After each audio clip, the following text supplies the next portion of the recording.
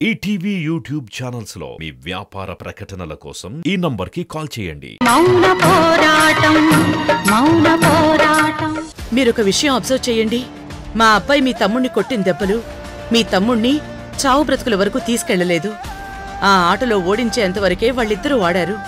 ఆ తర్వాత మా అబ్బాయి ప్రైజ్ మనీ తీసుకుని ఇంటికొచ్చేశాడు. అంటే మీ ఉద్దేశం మా తమ్ముడిని వేరే ఎవరో కొట్టారనా?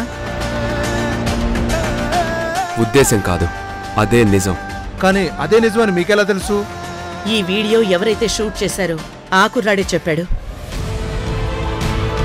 హరి మేడం, మీ ఫోన్కు వచ్చిన వీడియో ఏ ఫోన్ నుంచి వచ్చిందో ట్రేస్ చేస్తే ఈ అబ్బాయి ఫోన్ నుంచి అని తెలిసింది. వెంటనే వీడిని పట్టుకుంటే నిజం చెప్పాడు. చెప్పు హరి. అవును సార్, ఆ వీడియో తీసింది నేనే. నాకు మురారికి చిన్న చిన్న గొడవలున్నాయి. దాంతో నేను ఆ ఫైట్ వీడియో అంతా తీసి దాంట్లోంచి మురారి కొట్టిన బిట్స్ మాత్రం కట్ చేసి మీకు పెట్టాను. మీరు వాడిని పిలిచి వార్నింగ్ ఇస్తారనుకున్నాను, కానీ తర్వాత రాజేష్ని వేరే ఎవరో చావగొడతారని, రాజేష్కి ఇంత సీరియస్ అవుతుందని, మీరు మురారి మీద పోలీస్ కేసు పెడతారని నేను అనుకోలేదు.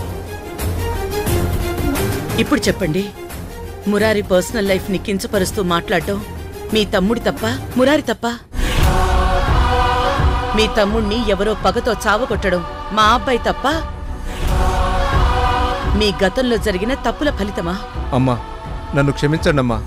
ఇదంతా చూస్తుంటే నా శత్రువులు ఎవరో కావాలనే టైం చూసి ఇలా మా తమ్ముడిని చావు కొట్టారని అర్థం అవుతుంది. నేను ఇదంతా తెలుసుకోకుండా మీ అబ్బాయి మీద అన్యాయంగా కేసు పెట్టాను. పదండి, ఇప్పుడే వచ్చి కేసు విత్డ్రా చేసుకుంటాను. థ్యాంక్ యూ అండి.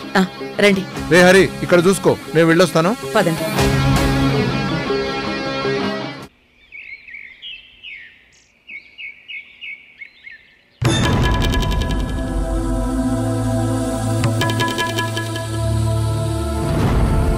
చారి గారు, మురారి ఎక్కడా?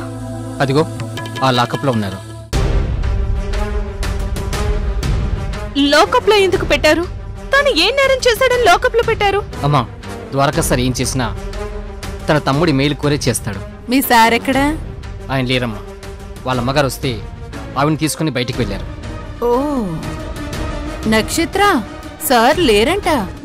ఇక మనం మురారితో మాట్లాడుకోవచ్చు. ఏం సార్, మాట్లాడుకోవచ్చా? మాట్లాడుకోవచ్చు. చారి గారు ఏదో పని మీద వెళ్తున్నట్టున్నారు, వెళ్ళిరండి.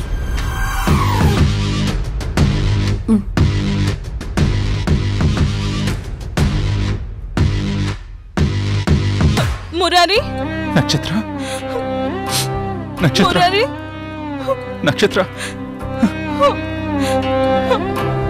నక్షత్ర, నువ్వు ఏడవకు. ఏ నక్షత్ర, ఏంటి ఏడుస్తున్నావా? చచ్చా, ఊరుకోమ్మా. నక్షత్ర, ఇక్కడికి వీడినెందుకు తీసుకొచ్చావు? తిట్టు మురారి, ఇంకా తిట్టు. ఎంత చేసినా చివరికి నేను నీకు చేదే. వాళ్ళు నీకు తీపి. కాని ఒక్కటి గుర్తుపెట్టుకో మురారి, చేదు చెడు చేయదు, తీపి మేలు చేయదు. మేలా? నువ్వు నాకు మేలు చేస్తావా? నా ఇంటిని వదిలేసొచ్చి దుర్గ ఇంట్లో ఉంటుంది నాకు చేసే మనుషులు లేక కాదు, మాకు రావాల్సిన అగ్రిమెంట్ కోసమూ కాదు, కేవలం నీకోసం. నువ్వు ఆ ఇంట్లో ఉంటున్నావు కాబట్టి నిన్నొదిలి ఉండలేక ఆ దుర్గ ఎంత అవమానిస్తున్నా నేను అక్కడుంటున్నాను. నువ్వు నమ్మినా నమ్మకపోయినా ఇది నిజం. అంతేకాదు, ఇప్పుడు నేనిక్కడికొచ్చింది కూడా నీకోసమే. భర్తను అరెస్ట్ చేశారని నక్షత్ర ఇంట్లో తెగ ఏడుస్తూ కూర్చుంటే నేనే ధైర్యం చెప్పి ఇక్కడికి తీసుకొనొచ్చాను.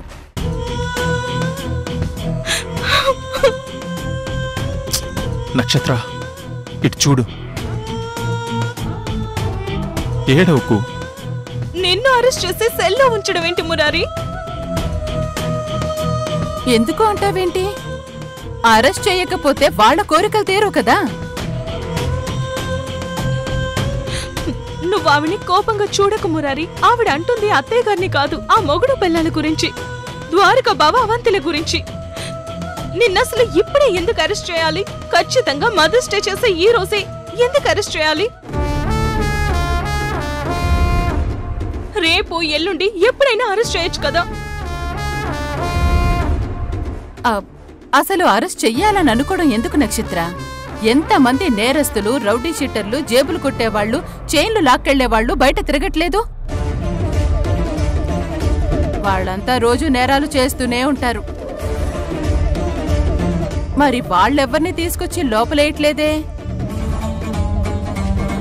అవును మురారి, నిన్ను సొంత తమ్ముడని చెప్పుకుంటాడు కదా బావగారు. తన చేతిలో పవర్ ఉంది కదా, ఇంట్లోపల దాయకుండా సెల్ లోపల వేయడం ఎందుకు? ఈ ఉద్యోగాలు చేసే వాళ్ళంతా బాగా నిజాయితీ పరులే ఉన్నారా? వాళ్ళకి ఫేవర్ చేసుకునే వాళ్ళు లేరా? మరి నీకు మాత్రం ఈయన ఈ చిన్న ఫేవర్ కూడా చేయలేరా? అది తన అండర్లో ఉన్న పిఎస్ లో. లేదు మురారి, బావగారికి ఆ ఉద్దేశమే లేదు. నువ్వు స్పెషల్ గా మదర్స్ డే ప్లాన్ చేసావని ఆయనకి తెలిసింది కదా. దాంతో అది చెడగొట్టడం కోసమే కావాలని ఇలా నిన్ను ఇరికించారు. లేదంటే ఆయన కంటే నీకే మీ అమ్మ ప్రేమ దక్కేస్తుంది కదా. ఆ రోజు బర్త్డే చెడగొట్టడానికి ఫుడ్ పాయిజన్ డ్రామా, ఈ రోజు మదర్స్ డే చెడగొట్టడానికి ఈ డ్రామా. మరి సేమ్ డ్రామా ఆడితే తెలిసిపోతుంది కదా నక్షత్ర. చూడు, మురారిని అరెస్ట్ చేసి లోపలేసి ఇప్పుడు ఆ తల్లి కొడుకులు కలిసి బయటకు వెళ్ళిపోయారంట. ఈ మూమెంట్ ని హ్యాపీగా ఎంజాయ్ చేయడానికి అనుకుంటా. తెలిసి తెలియకుండా మాట్లాడుకో. ఇదంతా చేయించింది ఆ ద్వారకాగాడు. మధ్యలో మా అమ్మని కలుపుతావేంటే? నీకు తెలుసా మా అమ్మ ఎక్కడికి వెళ్ళిందో? ఎక్కడికి వెళ్ళింది మురారి? నా మీద కేసు పెట్టిన ఆ రౌడీ షీటర్ పెద్ద మహేష్ దగ్గరికి. వాట్? అవును, వాడితో మాట్లాడి ఎలాగైనా ఒప్పించాలని వెళ్ళింది. నా మీద వాడిచ్చిన కంప్లైంట్ వెనక్కి తీసుకోమని అడగడానికి వెళ్ళింది. అవునా? ఎంతైనా అత్తయ్య గారు చాలా తెలివి ఉన్న ఓ మంచి మనిషి, బావగారే చాలా తెలివి ఉన్న ఓ దుర్మార్గపు మనిషి. కాయిన్ కి బొమ్మ బొలుసులాగా.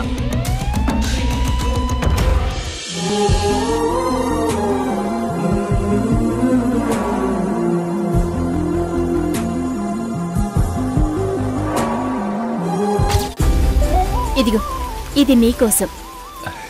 ఏంటిది? జున్ను మా ఇంట్లో చేశారు. అందరూ తింటున్నారు. ఆ అందరిలో నువ్వు ఒకడు అవ్వాల్సిన వాడివి కదా, అందుకే వెంటనే నీకోసం తీసుకొచ్చాను. Thank you Mayuri. It's okay. But మీకు సారీ కూడా. సారీనా? దేనికి? అదే మొన్న జరిగిన దానికి. దుర్గా మేడం గారు నన్ను మీ ఇంట్లో ఒకళ్ళ ఎంతో అభిమానంగా చూస్తున్నారా?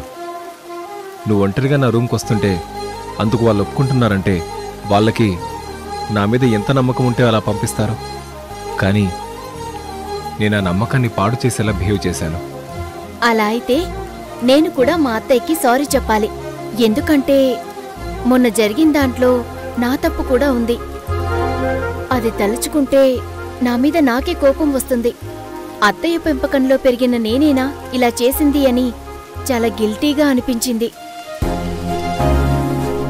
నిజంగా బల్లి పడడం, భయపడి వచ్చి నిన్ను పట్టుకోవడం, మనిద్దరం ట్రాన్స్లోకెళ్ళి ముద్దు పెట్టుకోవడం, ఏంటో అదంతా ఒక కలలా జరిగిపోయింది. అయినా ముద్దు పెట్టుకున్న వెంటనే మనం చేస్తున్న తప్పేంటో మనకి తెలిసొచ్చింది కాబట్టి వెంటనే మనం తేరుకొని ఆ ముద్దుతోనే ఆగిపోయాం. అలా కాకుండా ఇంకా ముందుకు వెళ్ళుంటే. అమ్మో, ఇంకా ముందుకా? అది తలుచుకుంటేనే నాకు కాళ్ళు చేతులు చెమటలు పట్టేస్తున్నాయి. పెళ్లి తర్వాత జరగాల్సిన కార్యక్రమం మన మధ్య జరగలేదు కాబట్టి నేను ఇలా నిన్ను కలవడానికి ధైర్యం చేశాను. లేదంటే పెళ్లి కాకుండా ఒక అమ్మాయి జీవితం నాశనం చేసిన నా గిల్టీ ఫీలింగ్తో నేను ఖచ్చితంగా ఏ సూసైడ్ చేసుకునేవాడిని. ఏయ్ నోర్మోయ్, సూసైడ్ చేసుకునేవాడంట, పెద్దాన్ని కోతలుకొస్తున్నాడు. నిన్న నన్ను పట్టుకోగానే ఒళ్ళు మర్చిపోయి ముద్దు పెట్టుకున్నప్పుడు ఇవేమీ గుర్తుకు రాలేదు సరికి పాపం.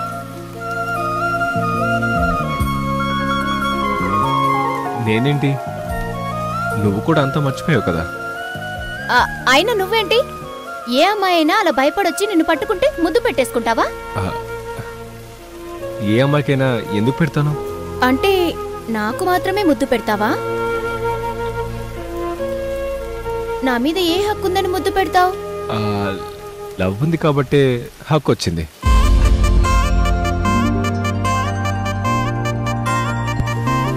నా మీద లవ్ ఉందా? ఏ నీకు తెలీదా? తెలుసు. నాకు నీ మీద ఇష్టం పుట్టి అది లవ్వుగా మారేసరికే నీకు నా మీద ప్రేమ ఉందని అర్థమయ్యింది. కానీ మన ప్రేమని ఒకరికొకరం చెప్పుకోకుండానే మన ఫస్ట్ కిస్ అయిపోయింది. అసలు లవర్స్ అందరూ లవ్ చేసుకుని కిస్ పెట్టుకుంటారు, కానీ మనం ఒక్కళ్ళమే ముద్దు పెట్టుకున్నాకే లవ్ చేసుకున్నామన్నమాట. అయితే మనిద్దరం కలిసి ఆ బల్లెకి థ్యాంక్స్ చెప్పుకోవాలి.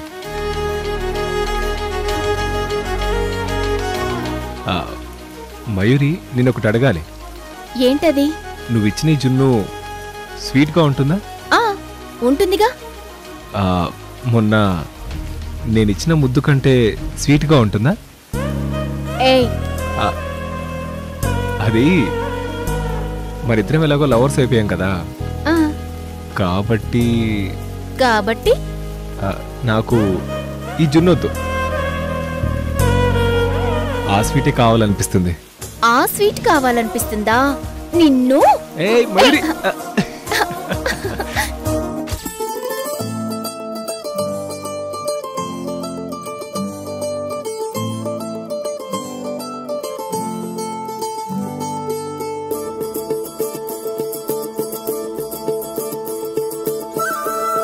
వెళ్ళిపోతున్నావా? చీకటి పడింది, ఇక ఇంటికి వెళ్ళాలి కదా. లేదంటే అత్తయ్య ఫోన్ చేస్తుంది. వెళ్ళి మళ్ళీ పొద్దున్నే వచ్చేస్తాను. పొద్దున్నే వస్తావా? లేదంటే ఇక్కడే ఉండిపోమ్మంటావా? ఉంటే బాగుంటుంది. బాగుంటుందని నాకు అనిపిస్తుంది, కానీ అత్తయ్యకి చెప్పడానికి బాగోదు. ప్లీజ్, అత్తయ్యకి ఏదో ఒక రీజన్ చెప్పి పొద్దున్నే వచ్చేస్తాను. సరే వెళ్ళు.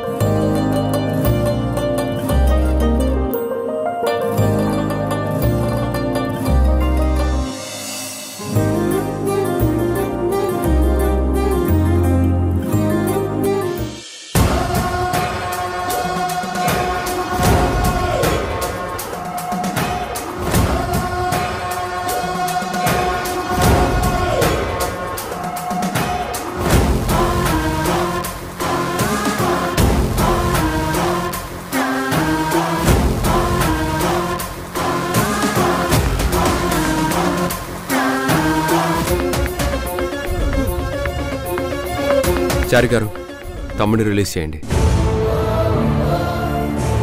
ఓకే సిఐ గారు, నేను వెళ్తాను. మహేష్ గారు, కేసు విత్డ్రా చేసుకున్నందుకు చాలా చాలా థ్యాంక్స్ అండి. అయ్యో, మీరెందుకమ్మా థ్యాంక్స్ చెప్పడం? నా తమ్ముడికి అలా జరిగిందన్న ఆవేశంలో ఇంకో తమ్ముళ్లాంటి మురారీని అరెస్ట్ చేయించినందుకు నేనే మీకు సారీ చెప్పాలి.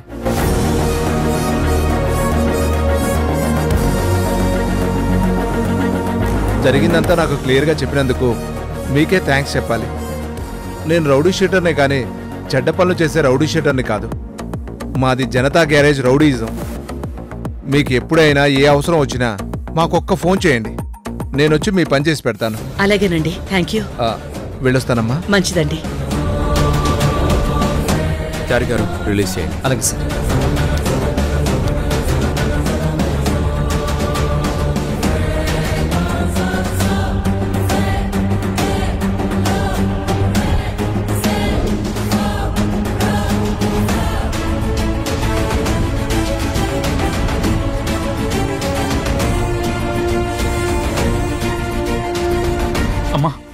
మురారి, ఎంత బాధ పెట్టావురా. సారీ అమ్మా. నేను ఇంకెప్పుడు ఇలాంటి ఇల్లీగల్ ఫైట్స్ చేయనమ్మా. ఇట్స్ ఓకే నాన్న. మురారి, సారీరా. నా డ్యూటీలో భాగంగా నేను తప్పక అరెస్ట్ చేయాల్సి వచ్చింది. I'm very sorry. ద్వారకా, నువ్వేం తప్పు చేయలేదు కదా నాన్న. నువ్వెందుకు బాధపడుతున్నావు? లేదమ్మా, తమ్ముడు సెల్లో ఉన్నంతసేపు నా మనసుని 4 గోడల మధ్య పెట్టి గట్టిగా ప్రెస్ చేస్తున్నట్టుగా అయిపోయింది. ఇప్పుడు చాలా రిలీఫ్గా ఉంది.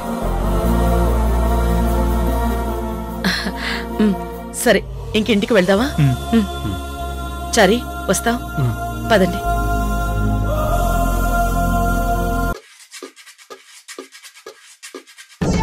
నాకేంటో ఈ కంచిగరుడు సేవ.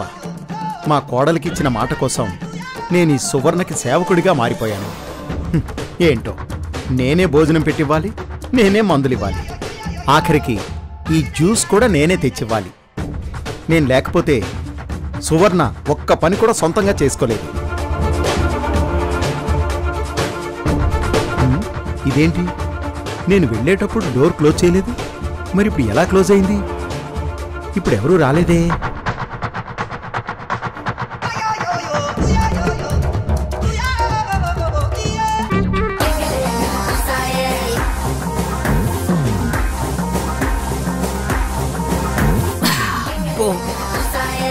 ఎక్సర్సైజ్ చేయకపోతే ఎక్కడ నరాలు అక్కడే బిగుసుకుపోయి పర్మనెంట్ గా వీల్ చైర్ కి అతుక్కుపోవాల్సి వస్తుందేమో. అమ్మా,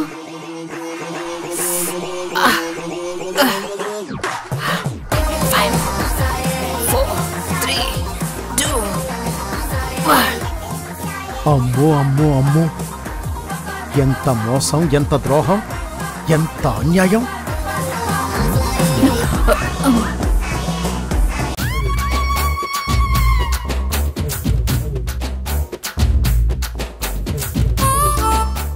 అబ్బా రఘురామ్, ఎక్కడికి వెళ్ళిపోయావు? నాకు టాబ్లెట్లు ఇవ్వడం మర్చిపోయావు. ఆహా, ఎంత నటన, ఎంత నటన. నటన? నటనేంటి? ఇప్పుడే జుంబారే జూజుంబరే అని స్టెప్లేసి వెంటనే కుర్చీలో కూలబడి ఇప్పుడు నొప్పులు నటిస్తే కళ్ళారా చూసి నేను వెర్రి వెధవనా? ఏంటి, స్టెప్పులేసానా? నేనా? ఏంటి రఘురామ్, పట్టపగలే కళ్ళు తెరిచి కలలు కనేస్తున్నావా? కాళ్ళే సరిగ్గా కదపలేకపోతున్నాను. నేను లేవడమేంటి, స్టెప్పులేయడమేంటి? ఇదిగో, నీకిన్ని సేవలు చేస్తున్నాను, నువ్వు నన్నే నమ్మించాలని చూడకు, అది పెద్ద మోసం అవుతుంది. రఘురామ్, నేను నిన్ను మోసం చేయడమేంటి? ఏది, నన్ను నువ్వు లేపి నిలబెట్టి చూద్దాం. నేను చస్తాను. ఇలా కాదు, ఉండు, నిన్నెలా లేపాలో నాకు తెలుసు.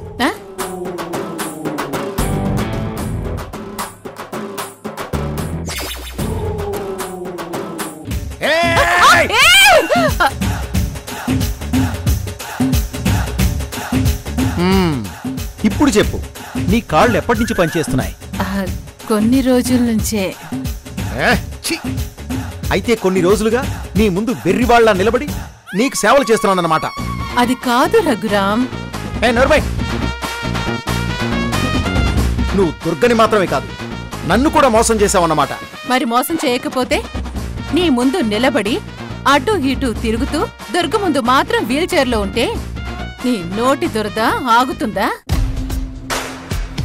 ఖచ్చితంగా ఏదో ఒక క్షణం నువ్వే దుర్గకి సువర్ణ లేచి తిరుగుతోంది అని టామ్ టామ్ చేస్తావు. దాంతో నన్ను దుర్గ ఇంట్లోంచి వెంటనే బయటికి గెంటేస్తుంది. అందుకని ఇలా చేస్తావా? ఇంకెలా చేస్తే దుర్గ నన్ను ఇంట్లో ఉండనిస్తుంది చెప్పు? ఈ ఇంట్లో ఉండకుండా ఆ దుర్గని నాశనం చేయడం ఎలా కుదురుతుంది?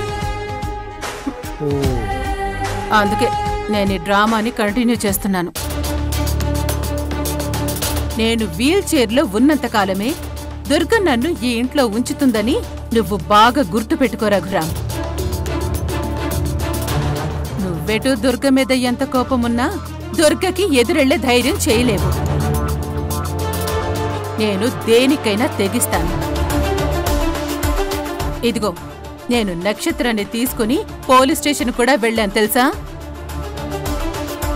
మురారిని బాగా రెచ్చగొట్టొచ్చాను. ఇప్పుడు మురారిని దుర్గ ఎలాగైనా విడిపించి ఇంటికి తీసుకొచ్చేస్తుంది. తీసుకొచ్చిన తర్వాత మురారి ద్వారకని బయట గెంటేస్తాడు. ఇద్దరికి చాలా పెద్ద గొడవ అవుతుంది. ఈ ఇల్లు రావణ కాష్టమైపోతుంది.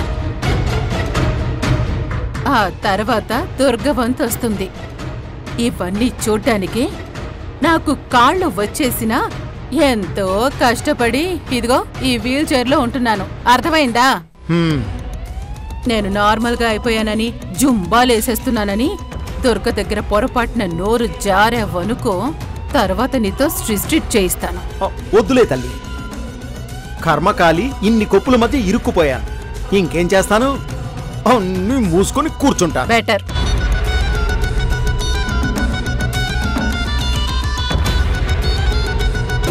వీడు ఒక దుర్మార్గుడు. వీడు మన పాలిట శత్రువు.